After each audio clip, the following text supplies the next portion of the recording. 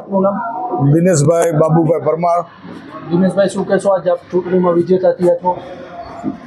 વિજેતા અમારા ટેકનિકલ કર્મચારીઓ, પછી ક્લાર્ક, એન્જિનિયર સાહેબોએ મને ખૂબ જ સાથ સહકાર આપ્યો, જે સપોર્ટ આપ્યો છે। જે લોકો અમારા જે કર્મચારીઓ છે, 6000 કર્મચારીઓની જે માંગણીઓ છે એ લઈને હું ઉમેદવારી મેં પત્ર ભર્યું હતું। એ માંગણીઓ એવી છે કે વ્યાજ દરમાં ઘટાડો કરવો, અને કોઈ પણ હોય અમારા કર્મચારીઓ, એની મારી પહેલી પ્રાયોરિટી એ છે। આજે વિજેતા મારા કર્મચારીઓ મિત્રોએ મને ચૂંટાવ્યો છે, એની મારી પહેલી પ્રાયોરિટી જે ગિફ્ટ આપે છે એમાં વાઉચર સિસ્ટમ બનાવી અને વ્યાજ દર ઓછું કરવું અને ઓનલાઈન સિસ્ટમ કરવી। જો મેક ઇન ઇન્ડિયા ભારતમાં હોય તો આવડી મોટી મંડળી અમારા GNLની મોટામાં મોટી છે, તો ઓનલાઈન હોવું જોઈએ। આની માટે લોકોએ મને ખોબે મત આપ્યા છે। ખાસ તો હવે લોકોની કઈ રીતે માંગણી છે તે સ્વીકારવાનો પ્રયત્ન કરશો?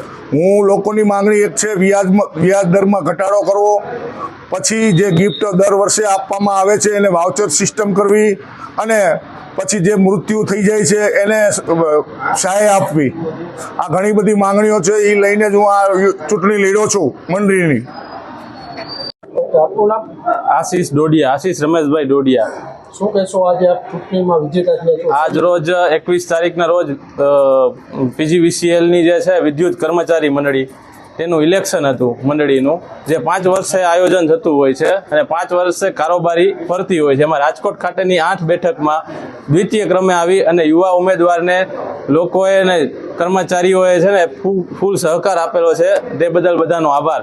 કુલ કેટલા લોકોએ જે છે તે આ ચૂંટણીની અંદર મતદાન કર્યું? 16 લોકોએ મતદાન કરેલું હતું,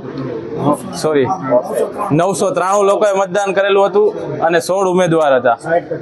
અને શું હવે લોકો ખાસ લોકોની માંગણી કઈ રીતે સ્વીકારશે?